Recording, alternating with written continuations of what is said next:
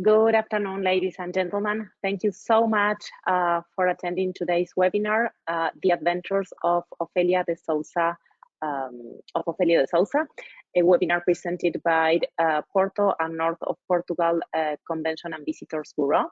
My name is Ana Kammerer. I work with Emerging Destinations. We are a sales and marketing representation company in US and Canada, and we are very proud of representing Porto and North of Portugal Tourism Board, along with other clients in the portfolio. If you are new to our webinars, just a brief overview of our portfolio. As I was mentioning before, we represent different hotels, cruises, DMCs, and tourism boards across Central and South America, Europe, and Africa. As you can see on your screen now, those are the clients that we have in the portfolio. I don't want to take a lot of minutes from Portugal webinar speaking about the other clients, so just check out those logos, those companies, and feel free to reach out to me after this webinar in case you have any questions or you are interested in learning more about any of these companies or destinations that we have in the Emerging Destinations portfolio. Before passing everything over to Patricia Morris, who will be our host and presenter today, just a few housekeeping notes before we start with the webinar.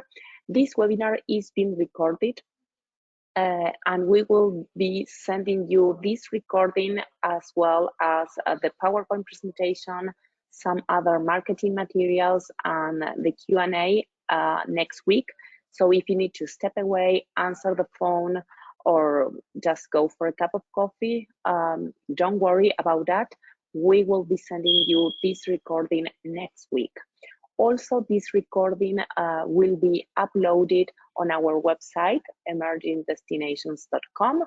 Just visit our website and go for the webinar library tab, where you will find not only this webinar recording, but also other webinars that we have been offering in the past, not only from Portugal, but also from the other clients that we have in the portfolio.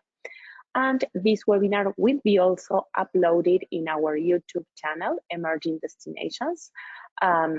Here again, we have everything divided in three sort of categories, depending on the continent, basically. So if you check the Europe folder, you will find all the webinars that we have been conducting with our client, Porto and North of Portugal Tourism Board.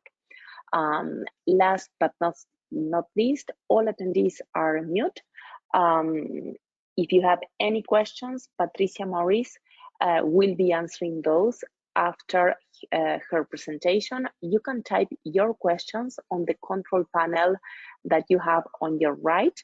I will make sure to monitor that control panel and to set aside your questions. And once Patricia has ended her presentation, I will asking her one by one. So please stay tuned until the end of the presentation to receive the answers to your doubts or questions. Okay, so I think that is everything on my side. Let me pass everything over to Patricia, who is the MICE responsible for Porto and North of Portugal Visitors and Conventions Bureau. Hello, thank you for all your interest in our region. My name is Patricia, as Ana said, and thank you, Ana Kammerer from Emerging Destinations, for organizing this webinar. I'll try my best to give you some useful information on the destination for the M&I industry. So, sorry to interrupt you, Patricia, but we can't see your screen yet. Sorry. No worries. So let me. There you go. Thank you. Thank you. So, for those who are not familiar with our MICE ambassador, Ofelia de Souza, please take some minutes and pay attention to those precious tips that you're going to see now on a video that I'm going to show you in a minute.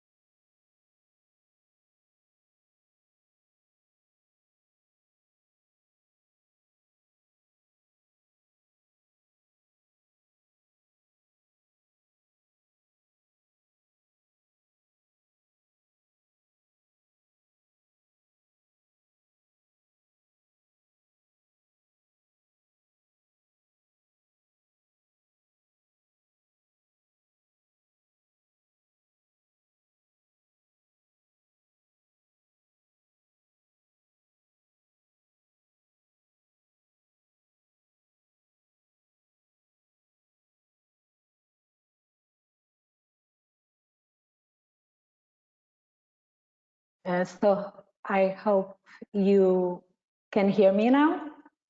Yes, we can. I hope you have enjoyed the video. So now we're going to talk about choosing the best destination, as Ofelia says. As the name says, Porto is in the north of Portugal, and we at the Convention Bureau are responsible to promote the region internationally. Our region starts around 1 hour south of Porto and goes up to the north until the border of Spain.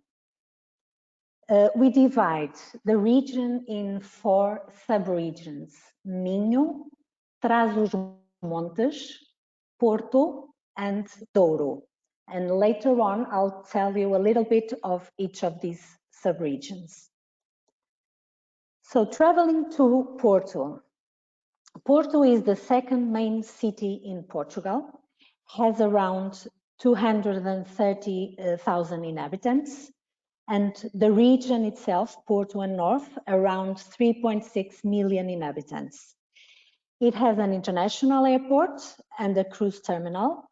We have good highway network connections and train rails as well. From Lisbon to Porto, it is just 15 minutes flight and 2 hours and a half by train, and by car around 3 hours. We have an international airport in the city of Porto. From Porto city to the city center by metro or tube, it is like half an hour. We have 29 airlines flying directly to Porto, with more than 20 from around 29 countries and representing 120 different cities. From the US, we have 1 direct flight from New York, TAP airline, codeshare with United Airlines. In 2024, we will have a direct flight from Boston and JFK with SATA Airlines, and a Portuguese airline from the Azores Islands. Top sales arguments to come to Porto. So Porto was elected the world's leading city destination and Europe's leading city destination in 2022. Was elected the Europe's leading city break destination in 2023. It has more than 7 different UNESCO sites. We are very friendly. We are very professional. We have Douro River, we have the Douro Valley, we have history in our region. So we have many arguments that I'm sure are good for you to come and visit us. So now I'm going to talk about the accommodation in the region. In Porto, we have around 27 five-star hotels and 102 four-star hotels. And in Porto region, or the north region, we have 32 five-star hotels and 162 four-star hotels. These three hotels that you are seeing now are the biggest hotels in the city of Porto, and it is the more MICE-oriented hotels. So these three hotels are walking distance from each other, are all three five-star hotels. The biggest one is Sheraton, and if you want to have like a big event, they are very used to work together, and you can combine them. A meeting room in one hotel, or working as well all of the meetings rooms of the hotels, and the participants can walk. One is just across the road and the other next to Sheraton. So Sheraton is the one. Across the road you have Porto Palacio, and next you have Crown Plaza. In downtown Porto, a new hotel opened this year, the Renaissance Lapa Porto. Pestana is a Portuguese chain, and this is 15 minutes more or less from the city center, Pestana, Douro Riverside. It's a new hotel as well, with all rooms facing the river, and it is located by the River Douro. And the Hilton Porto Gaia. Gaia, I want to tell you, is a city that is in front of Porto. So you can see in the picture of the Hilton, you can see a bridge and you can see the river. That is River Douro. The Hilton is on the south bank of Douro River, and it calls the Vila Nova de Gaia, where the port wine cellars are. So it's just 10 minutes crossing the bridge and you are in Gaia, or you are in Porto. Now I'm going to talk about more the corporate hotels, and these three are located in Porto. The first one, Pestana Palácio do Freixo, is really a boutique hotel belonging to the leading hotels of the world, and is next door to the Pestana Douro Riverside Hotel, the one that I've told you minutes ago. Then in downtown Porto, you have Infante Sagres, belongs to the small luxury hotels of the world, and is one of the most beautiful hotels in the city for me. And you have Intercontinental Cardosas, another special hotel located in downtown Porto at Avenida dos Aliados and close to São Bento train station, that was considered one of the most beautiful train stations in the world by Condé Nast Travel. These three hotels are located in the south bank of the River Douro in Vila Nova de Gaia. You have the Bueira Garden, it's Hilton by Curio. You have the Lodge, a wine hotel. It's different for its decoration. It's very unique.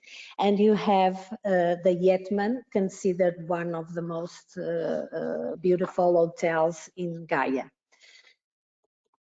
Now I'm going to tell you about the unique venues that we have. For the big congresses and meetings, we have Alfândega Congress Center, which is located in the historic city of Porto, and look very close to the river. As you can see, is this brown building. It's a historic building. It has more than 20 event rooms. This white picture that you are seeing is the biggest room they have, with a capacity of around 1,200 people on theater style. Then you have 40 minutes from Porto, in the north, driving. You have Braga. It's another city, and it has this new Congress Center called the Altice Forum Braga, and has a big capacity as well. Has two different auditoriums, one for 1,450 seats and a smaller auditorium for 250 seats. Then venues for special social events like gala dinners, welcome receptions. You have the Palácio da Bolsa, that is 10 minutes walking from the Congress Center Alfândega in Porto, and it can host 700 people. You have the terminal, the cruise terminal, and the cruise terminal is by the sea, so it's another characteristic of this region. The Porto City has a river, and the river ends in the Atlantic. So you can, the city has the River Douro and has also a coast with the Atlantic. And this building, the port terminal, is by the Atlantic. And then you have WOW, the World of Wine. This is a new attraction in the city, in the Vila Nova de Gaia site, and it's all about the wine. It has more than 8 museums and has a lot of restaurants, and it has rooms that you can rent for private events. And it's next to the Yetman, to Hilton, to the Lodge, the wine cellars. It's a really nice attraction that we have.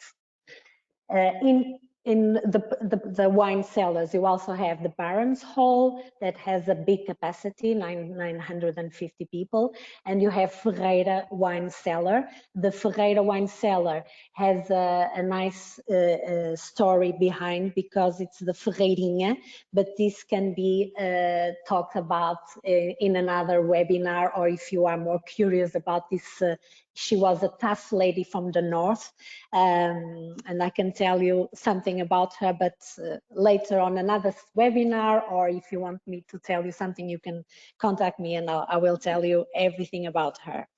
And we have this iconic venue, the Coliseu do Porto, that is essentially for theater and concerts, but now they are opening to organize dinners and welcome receptions as well.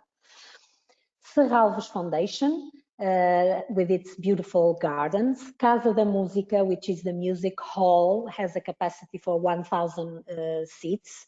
And the Porto Football Club, which is very famous around the world, and it is possible to organize events as well. Well, now we are going to talk about the experiences. So in Porto, so in this picture you can see, so we are watching Porto with all these nice buildings, and this is the historical city center. You have the bridge, and on the side that you are, it's Vila Nova de Gaia with all the wine cellars. Ideas of things that you can do, experiences that you can give to the clients. For example, you can visit local markets and you can cook your own meal. And now you have another word, another city, that is Matosinhos. Matosinhos was some years ago a fisherman little village, and now is transformed in a big city. It's really, if you're walking from along the sea from Porto to Matosinhos, which is in north of Porto, you enter Matosinhos without noticing anything. So it's very close to Porto, and it's famous for the best fish in the world. And in Porto, you have Mercado do Bolhão, which is new, opened this year. It was refurbished, and it is where the locals go to buy the fresh vegetables and meats and stuff. You can organize food tours. So it is very nice, for example, to get to know the city and at the same time enter some small restaurant or a tasca, as we can say, and just to have a glass of vinho verde with some codfish cake, or you can try vinho do Porto with a pastel de nata, which is a sweet typically from our country. So you can organize this kind of food tours. You can explore the UNESCO sites, as I told as a top argument to our destination. We are the biggest region in the country that has more UNESCO sites. We have Bom Jesus do Monte in Braga, that city it's around 40 minutes driving from Porto in the north. You have the Porto Historical City Center. You have the Alto Douro wine region, so the Douro Valley, where the port wine is produced. Guimarães is another city that is more or less half an hour driving from Porto and around 15 minutes from Braga, both in north. And you have the Foz Coa rock art in the Douro Valley. And you also have this Carnaval de Pudense, which is a typical party that happens in Carnival, and it's very famous for this costume. So if you have an event happening during Carnival, this can be a possibility to go there and be together with the locals and enjoy a big party, because they are coming out to the road and they drink and they eat and they have a lot of fun. And we have the Black Pottery of Bisalhães, where it is possible to see how do they make this. This is really very unique and special. Then in Porto, you can have the normal tours, but you can have teams tours like architecture or wine or culture or history. You can have climb a bridge, one of the bridges that we have. It's possible to climb and see, for example, organize to see the sunrise or the sunset. It is possible as well to have your own boats. These boats that you can see on the picture are called the Rabelo boats, and the Rabelo boats were used in many years ago to bring the port wine from the Douro Valley, which is driving from Porto 1 hour and a half driving. But those days, many years ago, the wine came in the barrels in these Rabelo boats, and it could take like a week to come to Vila Nova de Gaia, and the port wine is produced in the Douro Valley, but it ages in Vila Nova de Gaia because Vila Nova de Gaia has the good conditions of climate and light, and is where you can have the great port wine that we have. Then you have all the wine activities. You can visit the wine cellars, you can have wine tasting, you can combine wine with cheese or wine with chocolate. You can rent your own tram and have like a port tonic on board and go for a ride along the River Douro until the Atlantic. You can experience the francesinha, which is the gastronomic most famous dish in Porto. Or you can go to the Douro Valley. So this is another, so we were talking about Porto, and now we're going to talk about the Douro Valley, which is 1 hour, 1 hour and a half, or 2 hours, depends on where you're going in the Douro Valley. And again, in the Douro Valley, it is possible to rent your own boats, and it is so beautiful because the river is surrounded by the vineyards, as you can see on the picture, and you can hear the sound of silence, if you can understand that, because it's amazing. You have to go there and see for yourself. It's really a nice place to go. If you come during September or even end of August, you can participate on the harvesting. It is possible to visit the quintas, the wineries, where they produce the wine. You can have wine tasting. You can have a picnic on the vineyards. You can do some walking trails, jeep, explore the vineyards, or sleep in a wine barrel, or even go for a historical train. The Foscoa rock art is more close to close to Spain, and you can see it by kayak, so it is another different experience. Minho region, it's in north of Porto, and it's by the coast where you have the Atlantic, and it is possible to do golf lessons, or play golf, do all the sports in the seawater, or even in the rivers, because we also have rivers. It's known for the Vinho Verde. This picture that you are seeing is an hotel, exclusive hotel in the Minho region called the Mont Verde. So it's a small hotel and unique for the incentives is fantastic. We also have in this region a national park where you can do some walking or sports, or even swim in those lagoons. Or you can participate or do some of the way of St. James.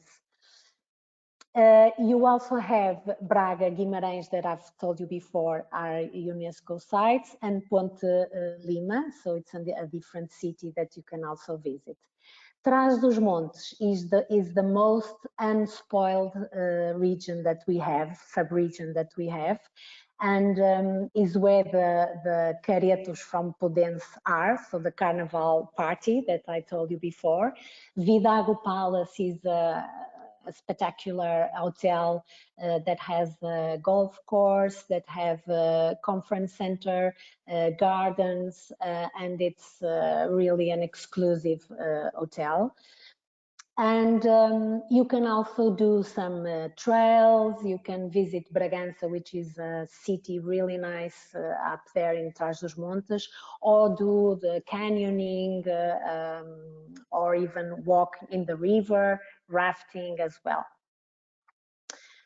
So I think I have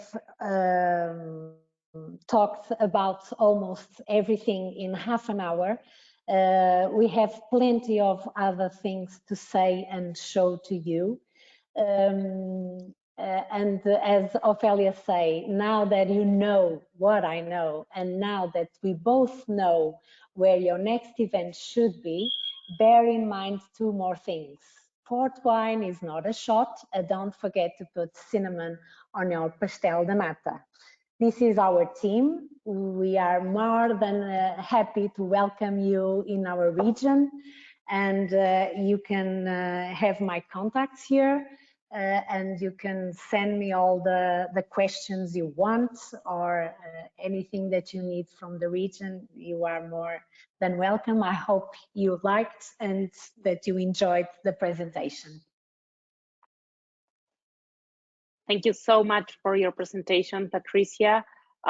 It's definitely an amazing destination, so I'm sure that the attendees here are coming with some ideas for their MICE events in 2024 and 2025. Now I have a few questions for you on the control panel. For our attendees, remember that if you have any questions, or if you want to ask something to Patricia, please feel free to type your questions on the control panel. The first question I have for you, Patricia, how many steps are on the Bom Jesus do Monte? I am not sure. I'm not sure about that, but I can tell you. But it's a long, long way. But it's really a fun thing to do, and we have lots of people doing that. I can tell you that the steps I don't know by heart. Sorry about that. Okay, no worries. Then the second question I have for you is, if you know, what is the average water temperature in Minho during the year? From the sea? The water? Yes. Yeah. So normally it's 17, but it can reach the 20 degrees. Celsius.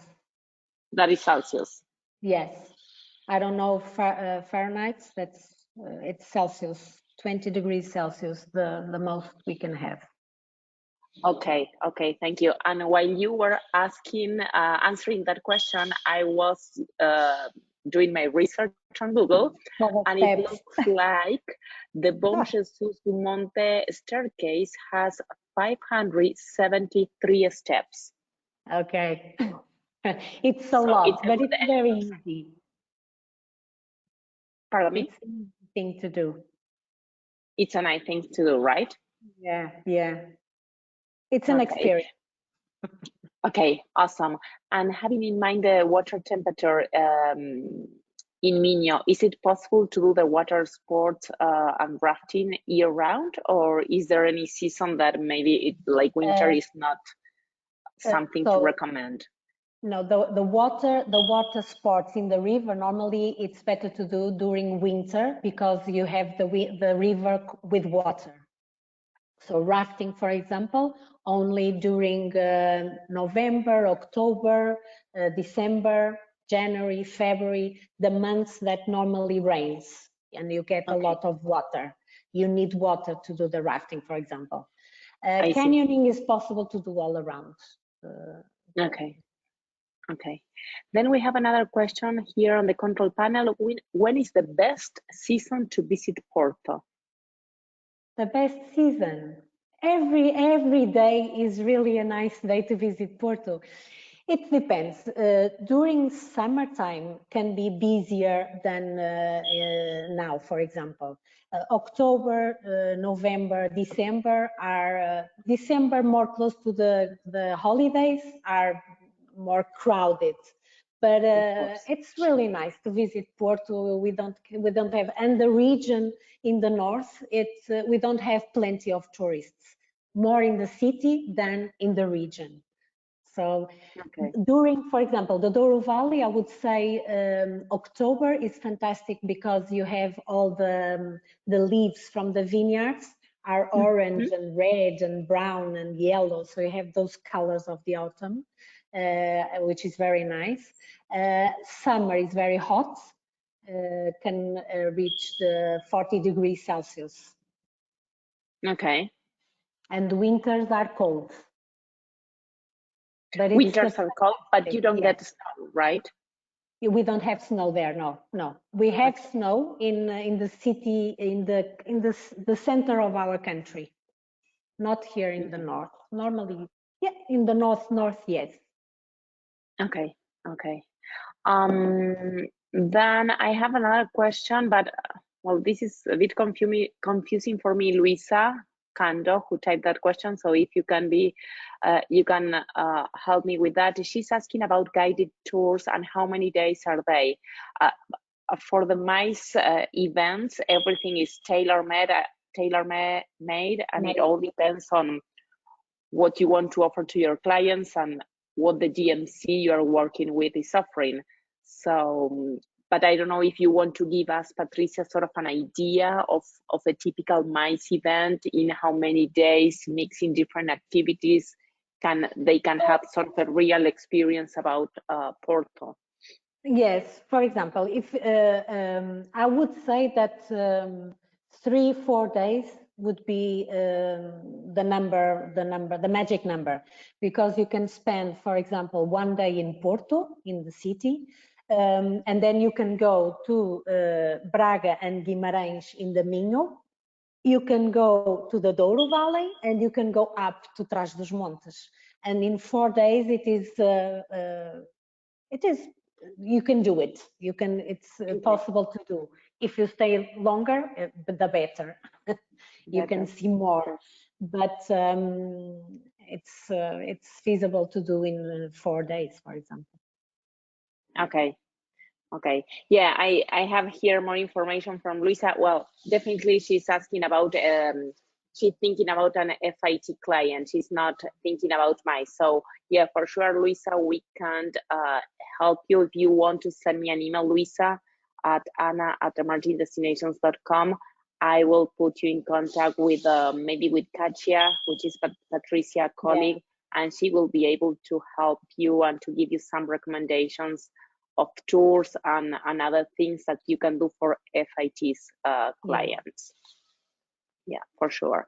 So, well, we don't have any more questions here on the control panel. Just to wrap up for our attendees, remember that we were recording this presentation and we will be uploading the recording on our website, emergingdestinations.com, as well as on our YouTube channel, Emerging Destinations, which I highly recommend you to subscribe.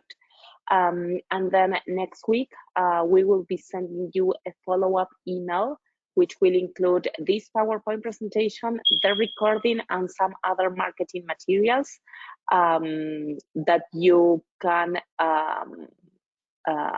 use for, to present some ideas to your clients. Before leaving everything to you, Patricia, the last question I have from Enrique: what is the weather like in December during Christmas time? So, for example, at the moment, today was like raining a lot, but it stopped and it's nice. It is, let me see in my phone. I think it is around, the climate is changing nowadays. And so now it's 12 degrees outside, degrees Celsius. So it's not so cold. 20 or 17 years ago, when my son was born, I remember in December it was minus 2 degrees, but I don't remember having that so low temperature since then.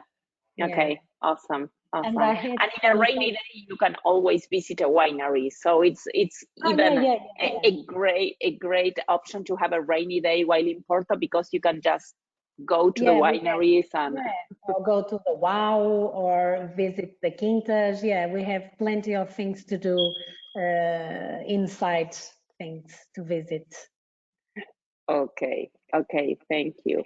So yeah, this is all on our side. I will give you, Patricia, the last seconds or minutes for you to wrap up and to say goodbye to our attendees connected today. On my side, thank you so much for being connected, for your interest in the beautiful Porto and north of Portugal. I hope you can send your clients, you can organize an event in the upcoming year. I was in Porto around 20 years ago, and it was an amazing experience. In fact, I was with my father, who was attending a congress at that time. So I highly recommend to put Porto and north of Portugal as your next destination for your MICE events. So thank you so much for being here. Happy holidays, and over to you, Patricia. Thank you, Anna. That's what Anna said. A lot of people, when they come for a conference or a congress, they are amazed by the place and the city, and they all say, we want to come back, but to have some holidays, because it's such a nice place. We are very, it's very cozy, people are very nice, even people from Portugal in the south like to come to the north. We are very genuine still. So we are more than happy to help you.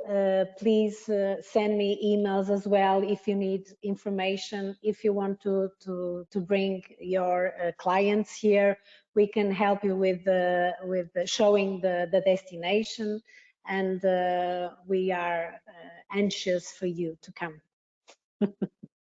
Awesome. Thank you very much, and have a great afternoon, everyone. Take care. And if nobody says nothing, Merry Christmas to everybody. Merry Christmas. Happy holidays. Bye. Thank you. Bye-bye.